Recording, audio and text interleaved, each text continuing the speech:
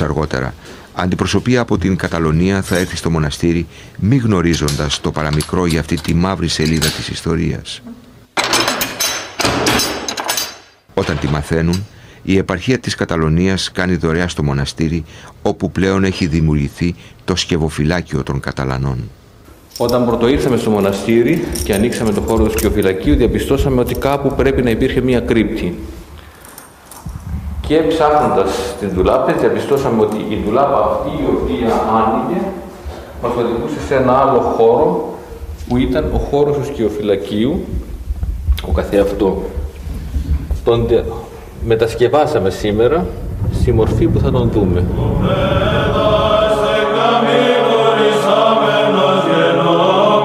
Στο σκευοφυλάκιο των Καταλανών φυλάσσονται ορισμένα από τα πιο θαυμαστά κοιμήλια του μοναστηριού, όπως ο λεγόμενος Ίασπης. Στην προθήκη αυτή βρίσκεται ό,τι πολυτιμότερο διαφυλάσσει το μοναστήρι μας, είναι ο λεγόμενος Ίασπης, το αγιοποτήριο δηλαδή του Μανουήλ Καντακουζινού Παλαιολόγου. Ο Μανουήλ ήταν δεσπότης του Μιστρά και γιος του Ιωάννου του Καντακουζινού. Λέγεται Ίασπης εξαιτίας της πολύτιμης πέτρας που είναι φτιαγμένο το αγιοποτήριο. Θεωρείται ως ένα από τα καλύτερα δείγματα της βυζαντινής αργυροχοΐας που διασώζονται στον ελλαδικό χώρο. Στην προθήκη αυτή βλέπουμε το αγιοποτήριο και το δισκάριο που είναι δώρο του Θωμά Πρελούμπου Κομνηνού. Αυτός ήταν γαμπρός του Ιωάννου του Καντακουζινού και δεσπότης των Ιωαννίνων και δωρίζει στα μέσα του 14ου αιώνα το πολύτιμο αυτό αγιοποτήριο, το οποίο μάλιστα φέρει και δυτικές επιδράσεις, όπως είναι το αγαλματήριο του Χριστού πάνω από το αγιοποτήριο. Δύο χειρόγραφα δωρεά του Ιωάννη Κατακουζινού που φυλάσσονται στο σκευοφυλάκιο των Καταλανών θεωρούνται από τα καλύτερα χειρόγραφα της περίοδου παγκοσμίως. Εντυπωσιακό είναι επίσης το αντίγραφο της γεωγραφίας του Κλάβδιου Πτολεμαίου. Είναι αντίγραφο πρωτοτύπου του 13ου αιώνα και θεωρείται το καλύτερο σωζόμενο αντίγραφο στη γη, με 42 χάρτες του τότε γνωστού κόσμου. Στο σκευοφυλάκιο φυλάσσεται επίσης ένα από τα πρώτα έγγραφα του Αγίου Όρους, του πρώτου του Αγίου Όρους, που χρονολογείται από το 998. Απαράμιλη είναι η τέχνη του περίφημου επιταφείου του 14ου αιώνα, δωρεά του Ιωάννου του 6ου Κατακουζινού, του αυτοκράτορα που έγινε μοναχός και απεβίωσε στο μοναστήρι. Εδώ βλέπουμε τον περίφημο επιτάφιο του 14ου αιώνα της Μονής Ματοπεδίου, ο οποίος είναι δωρεά του αυτοκράτορος Ιωάννου του Καντακουζινού.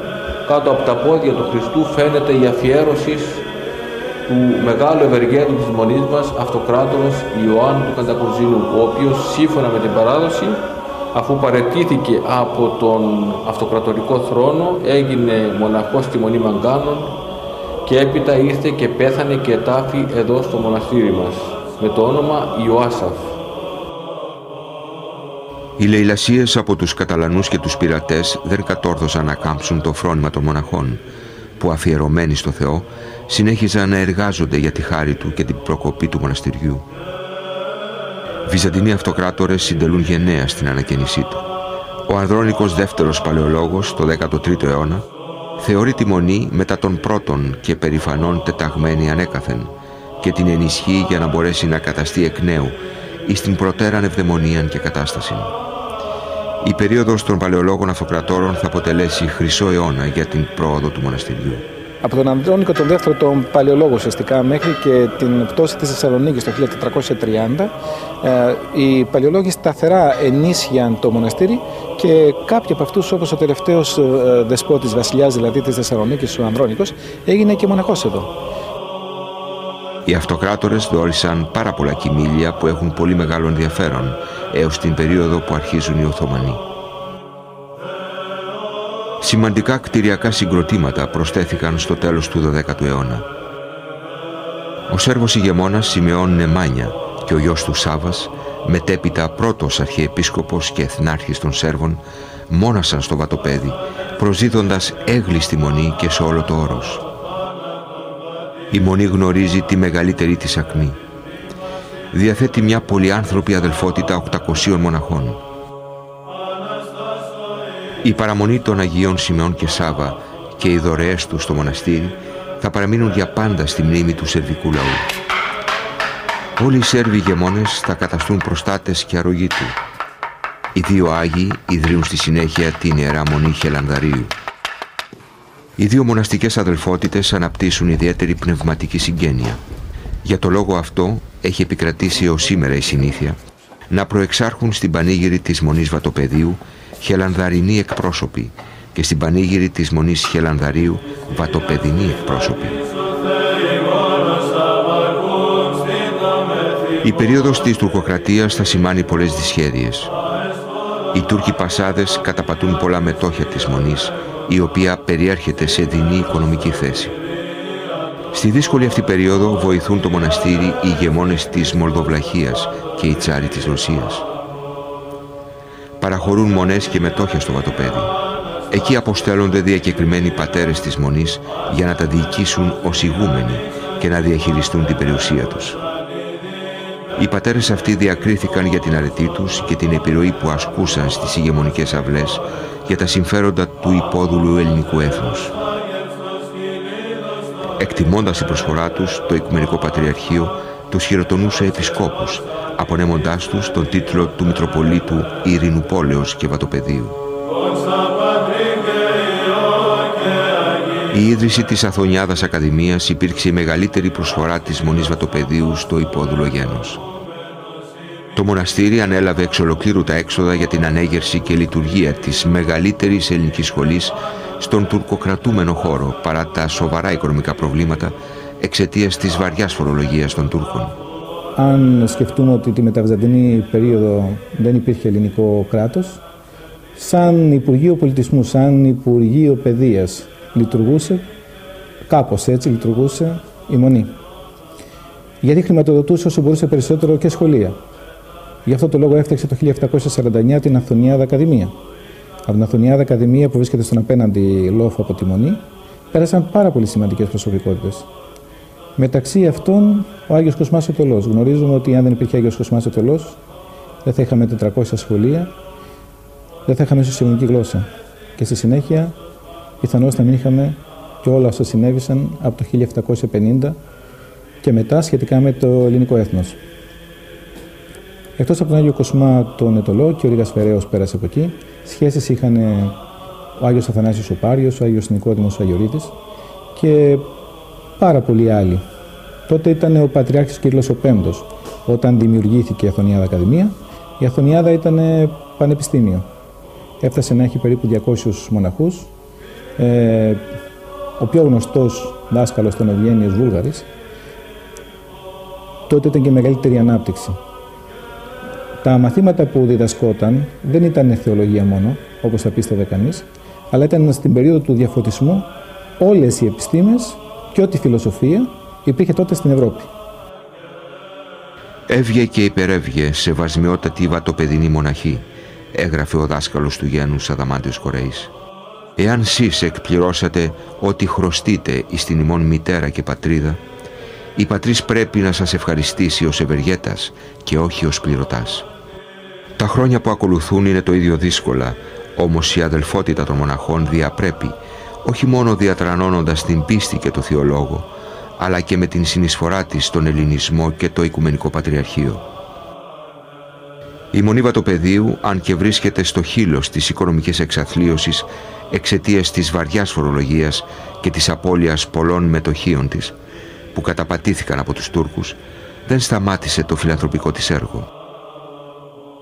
Συνέβαλε γενναία στην ανέγερση της μεγάλης του γένους σχολής στην Κωνσταντινούπολη. Ενίσχυσε τη θεολογική σχολή της Χάλκης. Ανοίγειρε τη σχολή των γλωσσών στην πόλη.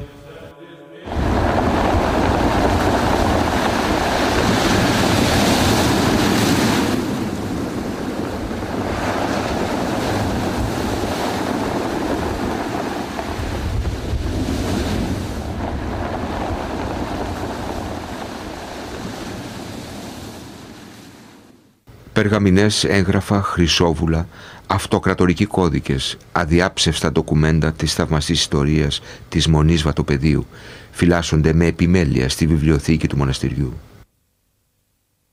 Αυτός ο κώδικας είναι αυτοκρατορικός. Είναι από τους 25 κώδικες που έχει χαρίσει στην βιβλιοθήκη ο Ιωάννης Έκτος ο Καντακουζινός. Ο Καντακουζινός έχει συγγράψει και δικά του επίσης βιβλία, τα οποία έχει αφήσει εδώ, χειρόγραφο. Η παραγωγή του χειρογράφου ήταν πάρα πολύ δύσκολη. Εκτός από το ότι ήταν από δέρμα, που έπρεπε να γίνει μια ολόκληρη επεξεργασία για να έχουμε την δυνατότητα να έχουμε ένα χειρόγραφο, υπήρχε και η δυσκολία να βρεθούν γραφείς. Οι καλύτεροι γραφείς βέβαια ήταν εκείνοι που βρισκόταν μέσα στα αυτοκρατορικά εργαστήρια, και αυτός ο κώδικας ειδικότερα είναι από αυτοκρατορικό εργαστήριο, γιατί είναι από τον Ιωάννη τον Έκτο τον Καντακουζινό. Το πιο σπουδαίο όμως είναι ότι φρόντιζαν ταυτόχρονα οι αντιγραφείς να αντιγράφουν όλα τα παλαιά, τα αρχαία κείμενα, και να έχουμε σήμερα την δυνατότητα, επειδή τα πρωτότυπα σήμερα έχουν χαθεί, υπάρχουν όμως σε αντίγραφα. Όπως και στη δικιά μας τη βιβλιοθήκη υπάρχουν αντίγραφα από αρχαία χειρόγραφα.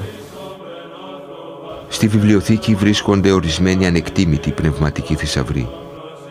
Ορισμένοι από τους αρχαιότερους χάρτες του Πτολεμαίου, τους οποίους φιλοτέχνησε ο Στράβων, 1700 περίπου χειρόγραφα και ανάμεσά τους 625 διακοσμημένοι και εικονογραφημένοι περγαμηνοί κώδικες.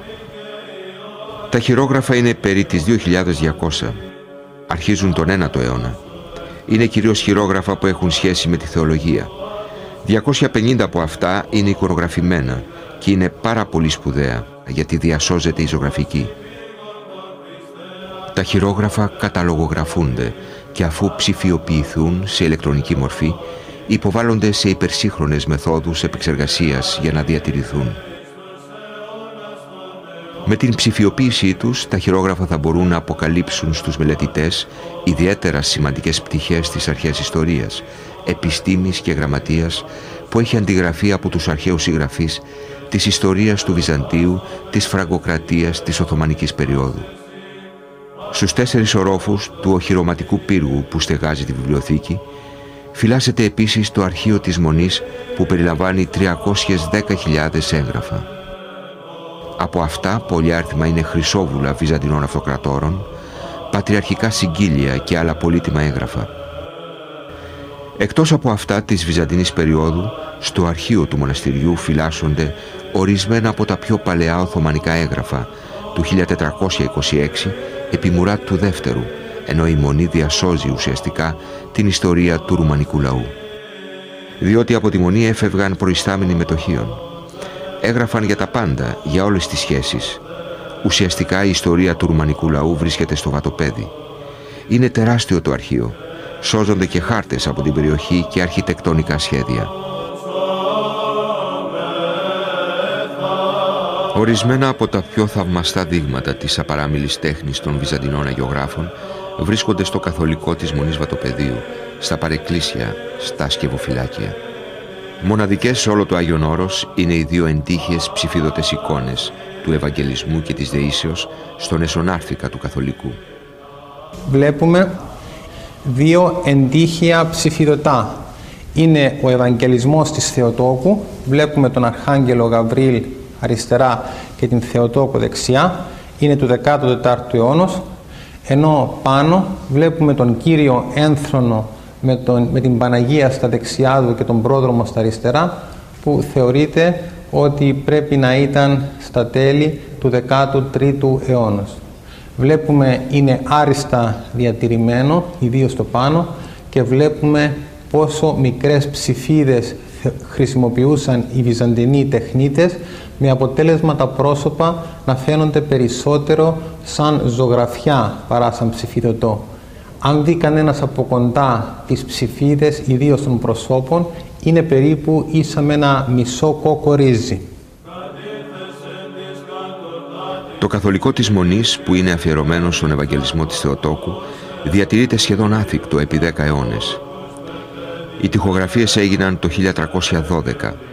Παρά την αλλίωσή τους, αποτελούν αριστοτεχνήματα της λεγόμενης Μακεδονικής Σχολής και αποδίδονται σε μαθητές του Πανσέλινου. Εδώ βλέπουμε τα πάθη του Κυρίου, αρχίζοντας από τον μυστικό δείπνο, τον νηπτήρα, την ομιλία του Κυρίου στους μαθητές, την προσευχή στο όρος των ελαιών, την σύλληψη του Κυρίου, βλέπουμε την σπάνια σκηνή της μαστιγώσεως του Κυρίου, την σταύρωση, την αποκαθήλωση και εν τέλει την Ανάσταση. Είναι μια ενιαία εικονογραφική σειρά, την οποία οι αρχαιολόγοι πιστεύουν ότι έκαναν δύο ζωγράφοι και ο ένας, ο πρώτος, θεωρείται ότι είναι ο Πανσέλινος ή κάποιος από το εικονογραφικό του εργαστήριο. Έχει την κλασική μορφή της μακεδονικής τεχνοτροπίας, οι μορφές είναι ήπιες και νυφάλιες, ενώ ο δεύτερος αγιογράφος αποδίδει πολύ έντονα και πολύ χαρακτηριστικά την έκφραση του πόνου και της θλίψης, ιδίως στις σκηνές της αποκαθηλώσεως και στην τελευταία σκηνή που δείχνεται ο Ιωσήφ και η Παναγία να ενταφιάζουν τον Κύριο, και θεωρείται ότι είναι πρόδρομος του εξπρεσιονισμού, είναι πρόδρομος της αναγεννησιακής τεχνοτροπίας.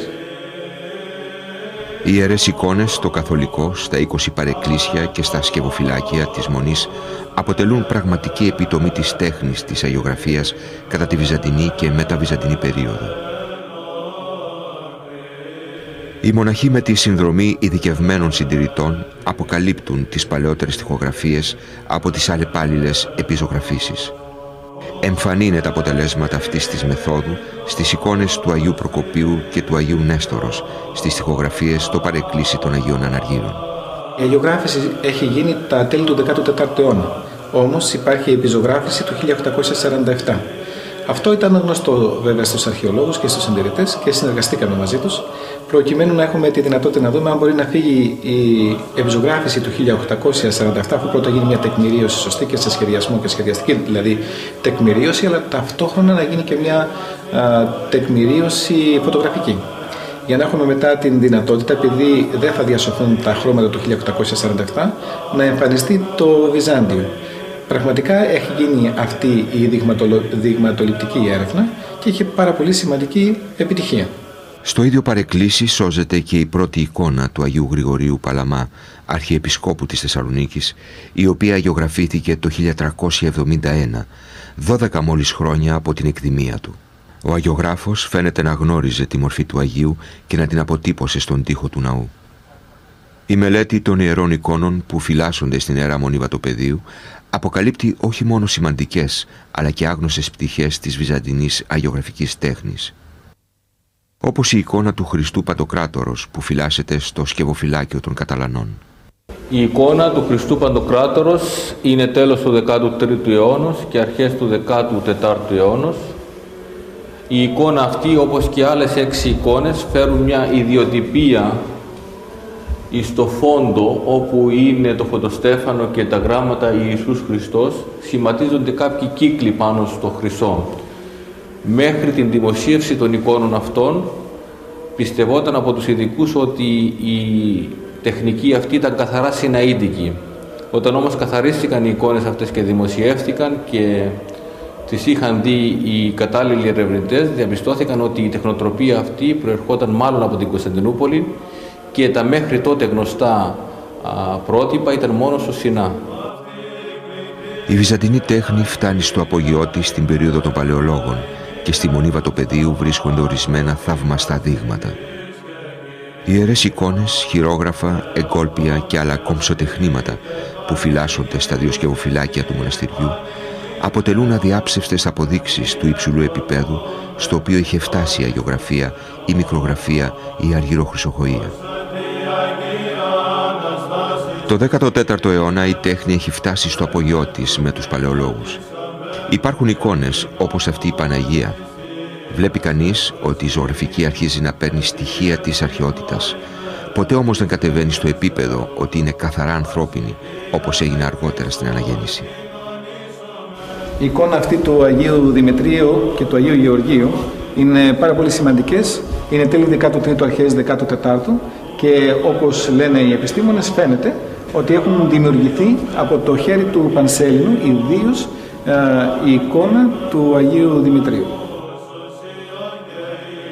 Η ψηφιδωτή εικόνα της Αγίας Άννας είναι πάρα πολύ σπουδαία γιατί έχει γίνει με πάρα πολύ μικρές ψηφίδες. Είναι τέλη 13ου, αρχές 14ου και είναι δωρεά της γυναίκας του Ιβάν του Τρομερού. Εδώ έχουμε μια σειρά χειρογράφων του 13ου αιώνα. Αυτό το χειρόγραφο είναι πάρα πολύ σπουδαίο, διότι είναι χειρόγραφο του 9ου αιώνα, με ερμηνεία στο ψαλτήρι. Αλλά και τα άλλα χειρόγραφα είναι πάρα πολύ σπουδαία, διότι έχουν μέσα μινιατούρες και ζωγραφική.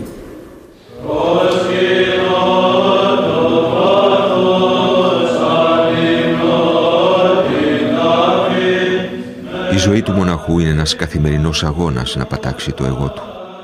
Να αφήσει πίσω του την κύβδηλη ευδαιμονία των υλικών απολαύσεων που αλλοιώνουν το πραγματικό νόημα της ύπαρξης και να αναζητήσει την αληθινή ευτυχία στην αγκαλιά του Χριστού. Ακτιμοσύνη, παρθενία, υποταγή.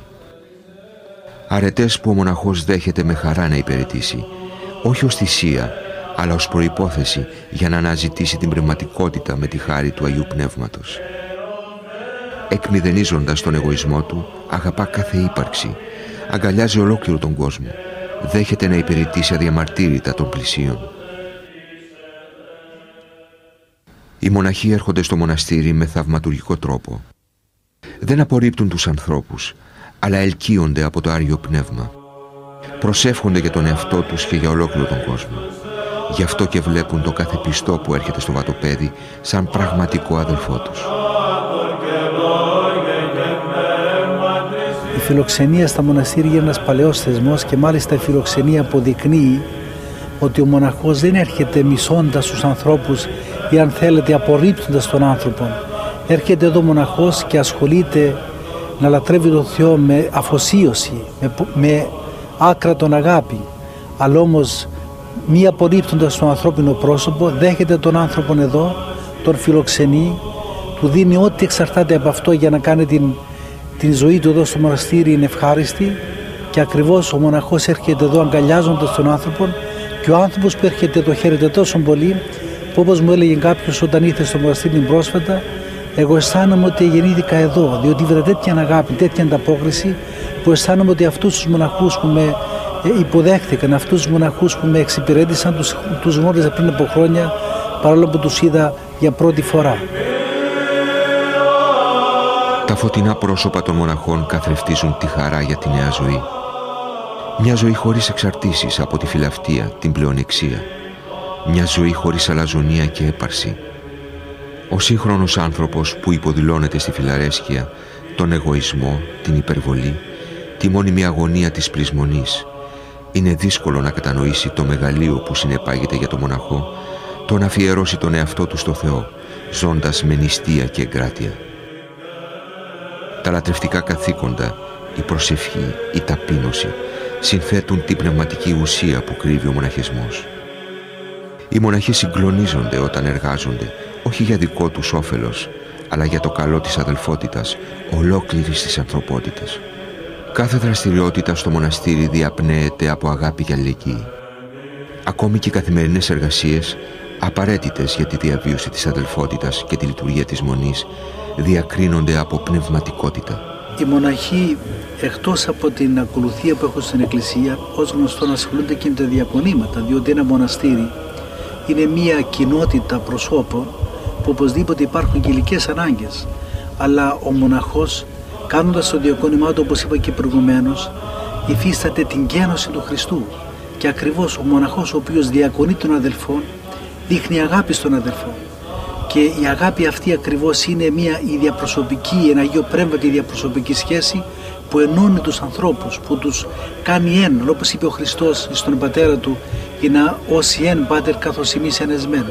Ο μοναχός μέσα στο μοναστήρι αυτό το επιτυχάνει και με τη διακονία του και γίνεται ένα μαζί με τους παραδελφούς του, αλλά και με τον κόσμο ολόκληρο, διότι ακριβώς ο μοναχός συνεχώς διδάσκεται να κάνει οτιδήποτε ώστε να επιτυχάνει αυτή την γένωση του Χριστού. Και αυτή η γένωση του Χριστού είναι μια υπερτάτη θυσία υπέρ της αγάπης των αδελφών του. Η κάθε αρετή, όπως ξέρουμε, έχει σχέση με την ταπείνωση, αλλά ιδιαίτερα η διακονία είναι μια συγκεκριμένη πράξη αλληλεγγύης και ταπεινώσεως προς τον αδελφό, και αυτό κάνει τον μοναχό να ελκύει περισσότερο τη χάρη του Αγίου Πνεύματος.